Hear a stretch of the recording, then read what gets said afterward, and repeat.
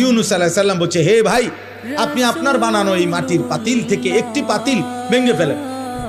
তখন ওই কুমার সে বলছে, এই মিয়া, আমার নিজের হাতের বানানো মাটির পাতিল আমি ভাঙবো কেন?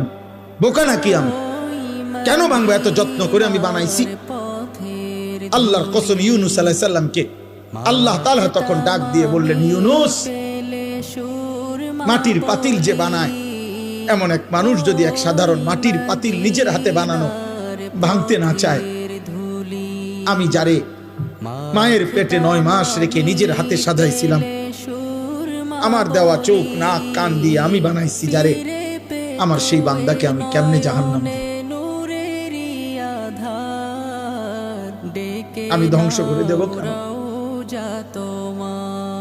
ও যদি তার মাটির পাতিল ভাঙতে না চায়, আমি আমার এমন যত্নে গড়া বান্দাকে জাহান্নাম দেব কেন?